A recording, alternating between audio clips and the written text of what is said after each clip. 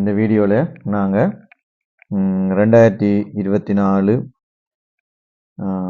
மூன்றாவது MCQ பார்ப்போம். இந்த மூன்றாவது MCQ நீங்கள் திரையில் பார்க்கலாம். இந்த கேள்வியை ஒரு அணுவினுடைய n சமன் 3 ml சமன் -1 மற்றும் n சமன் 4 mn -1 எனும் சக்தி சொட்டுக்கள் இருக்கத்தக்க ஓபிட்டலின் எண்ணிக்கை யாது? சரி, ஓபிட்டல்ற வகைக்கு முன்னுக்கு இந்த சக்தி படிகள் சக்தி சொட்டுக்கள் சம்பந்தமாக சில விடயங்களை பார்ப்போம். முதலாவது பிரதான சக்தி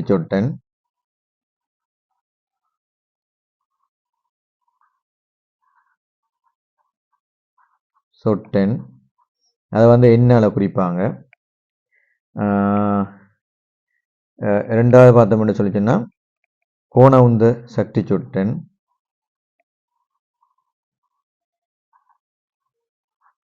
சக்தி சொட்டன், அதை எல்லால குறிப்பாங்க.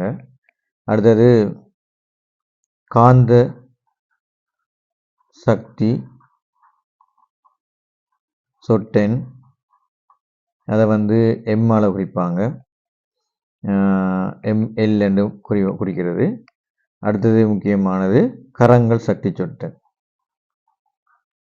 ஸ்பின் என்று சொல்லுவாங்க.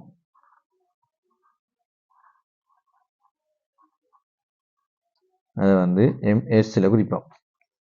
சரி, இப்போ என்னென்னு சொல்லிச்சுன்னா இதில் கருத்து என்னென்னு சொன்னால் இந்த ஓபிட்டல்களுக்கு நாங்கள் பெருமதியை கொடுக்க போகிறோம். என்னென்ன பெருமதின்னு சொல்லி இப்போ பிரைமரி ஓபிட்டல், அடுத்தது கோண உந்த சக்தி சொட்டன், அது செகண்ட், அடுத்தது மேக்னட்டிவ், அடுத்தது ஸ்பின்னு சொல்லுவோம். இப்போ இதில் சொல்லப்பட்டது என்னன்னு சொன்னால் n சமன் 3, அடுத்தது இதில் வர வேண்டி இருக்கிறது ml சமன் -1. அப்போ இங்கே காந்த சக்தி சொட்டன் -1 இருக்கக்கூடிய மாதிரி இருக்கும். இப்போ இதுக்கு முன்னுக்கு நாங்கள் இந்த இது பிரதான சக்தி சொட்டன், அந்த கோண உந்த சக்தி சொட்டன் எல்ன்றது அமைப்பை பார்த்தோம்னு சொன்னால் எல் எல்லில் நாங்கள் அதாவது S ஓபிட்டலாக இருந்தால் சைவர் பெருமதியும், P ஓபிட்டல்னு சொல்லி சொன்னால் 1 அடுத்து D ஓபிட்டல்னு சொன்னால் 2 F ஓபிட்டல்னா 3 இது பெருமதி கொடுத்துருக்கோம். இந்த அடிப்படையில் இப்போ மூன்றாவது பிரதான சக்தி சொட்டனுக்குள்ள இருக்கிற கோண உந்த சக்தி சொட்டன், அதாவது எல் என்ன இருக்க போகுது என்றதை பார்த்தோம்னு சொல்லிச்சுன்னா இப்போ n 3 சொன்னால் இதில் எல் இருக்கும் எங்களுக்கு, அதாவது எல் S0 இருக்கக்கூடிய மாதிரி இருக்கும். சரிதானே? அடுத்தது அப்படின்னு சொன்னால் உதாரணமாக இப்போ இதுக்கு அதாவது 3s அப்படி எடுக்கலாம். 3s, அடுத்தது 3 என்னென்ன படிகள் இருக்கும்னா 3sல இருக்கும், அடுத்து 3pல இருக்கும், 3d இருக்கும், அடுத்து fல இல்லைங்கிட்ட. அப்போ இந்த இதில் என்னென்ன பெருமதிகள் இருக்கும், எஸ்ஸுக்கு எவ்வளோ பெருமதி, பிக்கு பெருமதியை போட்டோம்னு சொல்லிச்சுன்னா இங்கே ஒரு வடிவம் கொண்டு வரும். அப்போ 3s பொறுத்தவரை அதில் பெருமதி 0 தான்.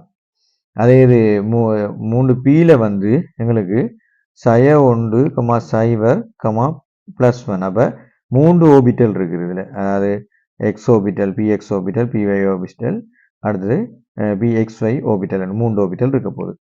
அடுத்தது 3d ஓபிட்டலை பார்த்தோம்னு சொன்னால் அதில் -2 -1 0, அடுத்து +1, அங்கே +2 எழுதுவோம். இப்படி 5 ஓபிட்டல் இருக்க போகுது.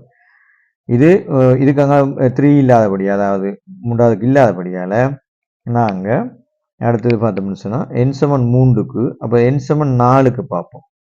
n 4ல் இருக்கக்கூடிய ஓபிட்டலை பார்த்தோம்னா இது 4s இருக்க போகுது, 4p இருக்கும், 4d இருக்கும், 4fம் இருக்கு. இப்போ அப்படின்னா 4க்கு நாங்கள் எழுத வேண்டி இருக்கும். அப்போ 4sக்கு எழுத பெருமதி 0, அடுத்தது 4pக்கு எழுதுனோம்னு சொல்லிச்சுன்னா 4pக்கு நாங்கள் எழுத வலிக்கிட்டோம்னு சொல்லிச்சுன்னா அது என்னண்டு அங்கே மேல் எழுதுன மாதிரி தான் -1 0 +1 எழுதலாம். சரிதானே? இதே அடிப்படையில் நாங்கள் பார்த்தோம்னு சொன்னால் 4pக்கு எழுதிட்டோம். அடுத்தது 4dக்கு எழுதலாம். 4dக்கு மேல் எழுதுன மாதிரி தான் எழுத போகிறோம். 3dக்கு எழுதுன மாதிரி -1 0 +1 +2 எழுதுவோம். அது பிறகு 4Fக்கு எழுதும் போது -3லேருந்து எழுத போகிறோம். -2 -1 0 +1 +2 +3. இப்போ கேட்டது எங்களுக்கு என்னன்னு சொன்னால் இந்த மைனஸை தான் கேட்டிருக்காங்க. இப்போ மைனஸ் எழுத கேட்கும்போது இதில் 1 இதில் 2 இதில் வரப்போகுது. அடுத்து இங்கே 3 வந்துடும். அப்போ இதில் 3 ஓபிட்டல் இருக்க போகுது. அதுக்கு பிறகு பார்த்தோம்னா மேலே 3க்குள்ளே பார்த்தோம்னா இங்கே ஒன்று இருக்குது, இங்கே ஒன்று இருக்குது. ஆகவே இதில் 2 ஓபிட்டல் இருக்கு.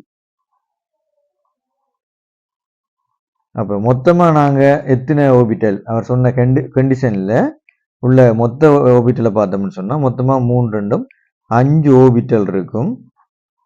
5 ஓபிட்டல் இருக்குது. எப்படி கண்டிஷன் இருக்கணும்? n = 3 ml = -1. ஆக n = 4 ml = -1. இந்த கண்டிஷனில் அவருக்கு எத்தனை இருக்க போகுது?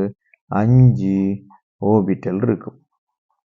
ஆகவே இதில் விடைன்னு பார்த்தோம்னா விடை இதுக்கு 4வது விடையை தான் 5 ஓபிட்டல் இருக்குது. விடை 4வது.